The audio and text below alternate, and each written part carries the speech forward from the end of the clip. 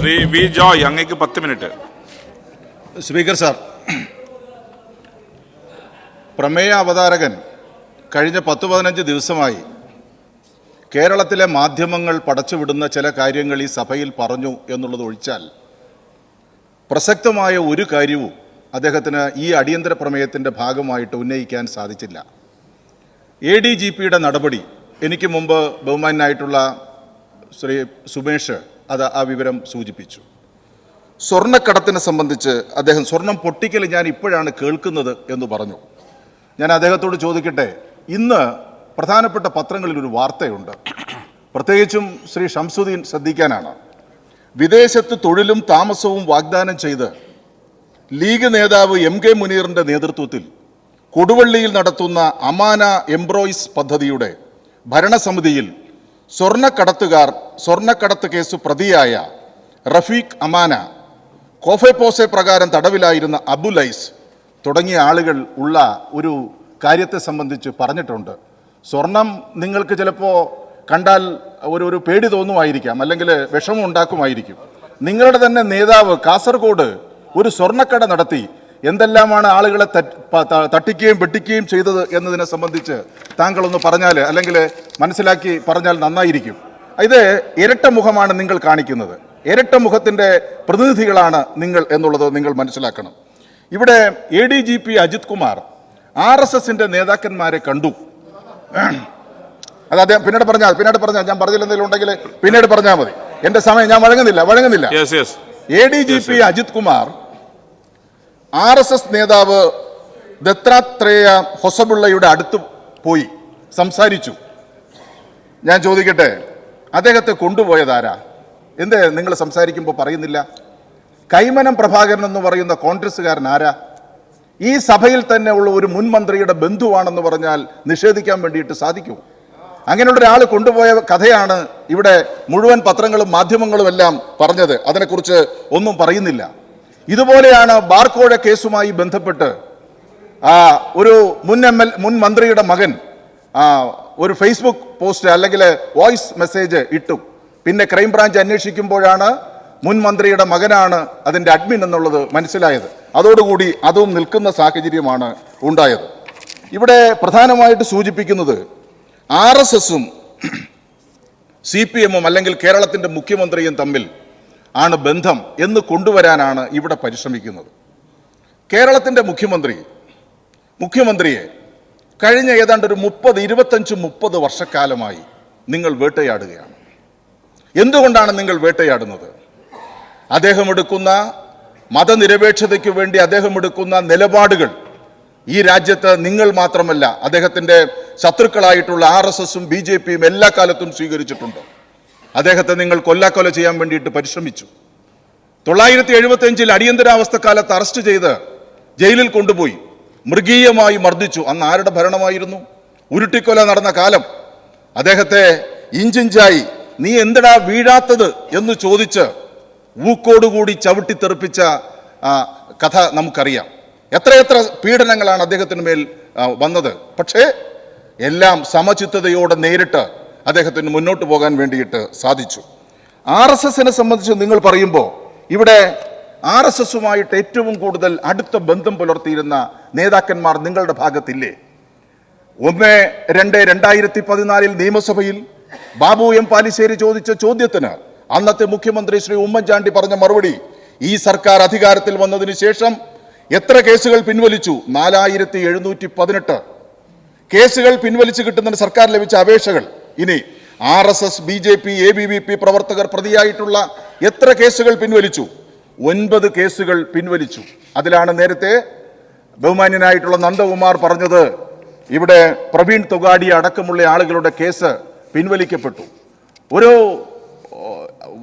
MG കോളേജിലെ പ്രശ്നവുമായി ബന്ധപ്പെട്ട് ആദർശ് എന്ന് പറയുന്ന RSSകാരൻ ചെറുപ്പക്കാരൻ്റെ കേസ് പിൻവലിക്കപ്പെട്ടത് പാലോട് രവി MLA കൊടുത്ത കത്തിൻ്റെ അടിസ്ഥാനത്തിലാണെന്ന് രേഖകൾ സൂചിപ്പിക്കുകയാണ്. അപ്പോൾ ബന്ധം ആർക്കാണ് എന്നതിനെ സംബന്ധിച്ച് നിങ്ങൾ പരിശോധിക്കുന്നത് നന്നായിരിക്കും.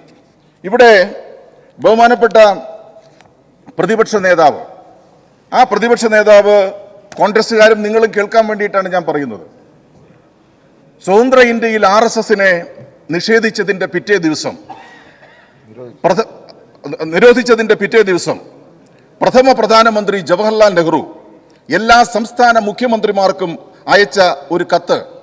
ആ കത്തിൽ പറയുന്നത്, എന്തും ചെയ്യാൻ മടിക്കാത്ത ഒരു കൂട്ടരെയാണ് നാം നേരിടുന്നതെന്നും ഒന്ന് പറയുകയും മറ്റൊന്ന് പ്രവർത്തിക്കുകയും ചെയ്യുന്ന കൂട്ടരാണിവരെന്നും സമാധാനമായ പരിപാടികളിൽ വിശ്വസിക്കാത്തവരാണ് ഇവരെന്നും RSSനെ സംബന്ധിച്ച് ഇന്ത്യയുടെ പ്രഥമ പ്രധാനമന്ത്രി പറയുന്നു. ആ പ്രധാനമന്ത്രി RSSനെ കുറിച്ച് പറയുമ്പോൾ എൻ്റെ കയ്യിൽ ഒരു ചിത്രമുണ്ട്. ഈ ചിത്രം ഈ സഭയിലെ പ്രതിപക്ഷ നേതാവ് കുനിഞ്ഞു നിന്ന് തിരികൊളുത്തുന്ന ആരുടെ പടത്തിനു മുമ്പിലാണ് തിരികൊളുത്തുന്നത് എന്നതിനെ സംബന്ധിച്ച പടമാണ് എൻ്റെ കൈവശം ഉള്ളത്. അപ്പോ RSSന്റെ ബന്ധം എവിടെയാണ് തുടങ്ങിയത്, RSSന്റെ ബന്ധം എങ്ങനെയാണ്? ഈ ഒരു പടം മാത്രമല്ല, മറ്റു ചില പടങ്ങളും എൻ്റെ പക്കൽ ഉണ്ട്. അത് ഞാനിവിടെ മേശപ്പുറത്ത് വെക്കാം. RSSന്റെയും സഖ്യകക്ഷികളുടെയും പരിപാടികളിൽ ബഹുമാനപ്പെട്ട പ്രതിപക്ഷ നേതാവ് പങ്കെടുക്കുന്ന പടമാണ് ഇതിൽ കാണുന്നത്. ഇത് മാത്രമല്ല, കോൺഗ്രസിന്റെ നേതാവ് പ്രണബ് മുഖർജി അടക്കം RSSന്റെ പരിപാടികളിൽ പങ്കെടുക്കുന്നുണ്ട്. ഇതൊന്നും കോൺഗ്രസുകാരും ലീഗുകാരും കാണുന്നില്ലേ, മനസ്സിലാക്കുന്നില്ലേ എന്ന് ഞാൻ വിനയപുരസ്സരം ചോദിക്കുകയാണ്. ഞാൻ മറ്റു വിശദാംശങ്ങളിലേക്ക് പോകുന്നില്ല. ഇവിടെ ബഹുമാനപ്പെട്ട പ്രതിപക്ഷ നേതാവ്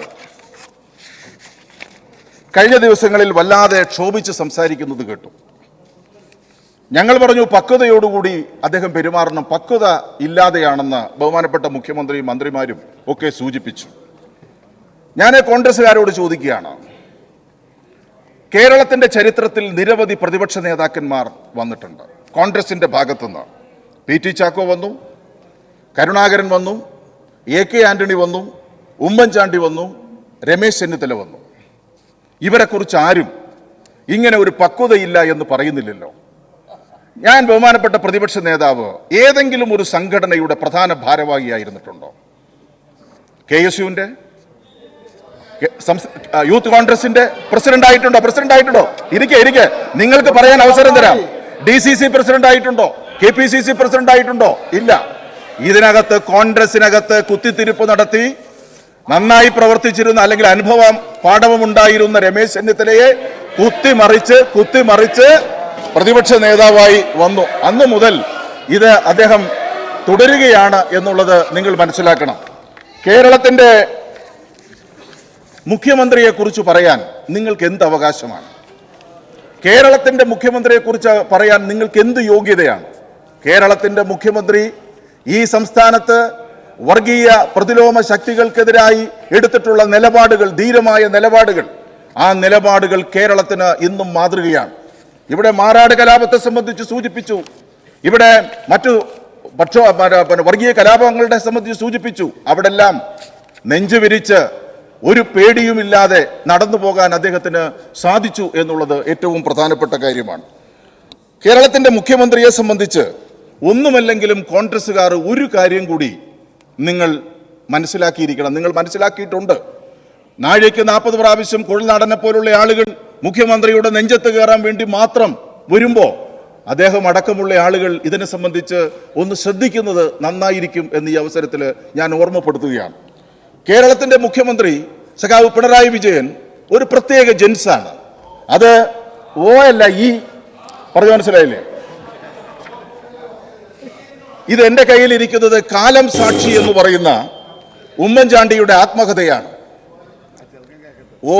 എന്ന് പറഞ്ഞ ആൾ കൂടെ ഒന്ന് കേൾക്കണം. ഉമ്മൻചാണ്ടിയുടെ ആത്മകഥയാണ്. ആ ആത്മകഥയുടെ 398 പേജിൽ ഒരു കാര്യം പറയുന്നുണ്ട്.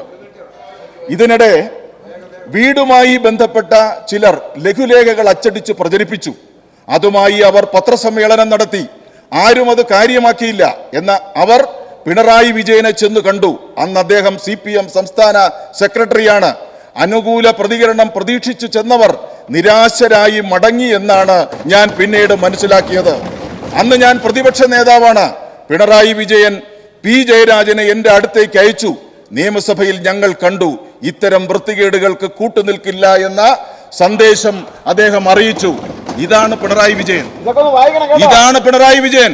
നിങ്ങൾ പറയുന്നയാളല്ല പിണറായി വിജയൻ. അത് ഈ കേരളത്തിലെ ആളുകൾക്കറിയാം.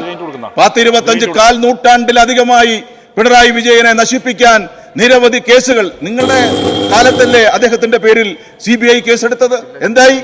നിങ്ങൾ അദ്ദേഹത്തെ ഇല്ലാതാക്കാൻ വേണ്ടിയിട്ടുള്ള വലിയ പരിശ്രമം നടത്തി. ഇതേ ഉമ്മൻചാണ്ടിയെ കൊണ്ട് നിങ്ങൾ ആ തീരുമാനം എടുത്തു. നിങ്ങൾ മനസ്സിലാക്കണം, അദ്ദേഹത്തിന് ഒരു പോറിലേക്ക് please Shri P K Kunhalikutty അങ്ങേക്ക് 8 മിനിറ്റ്.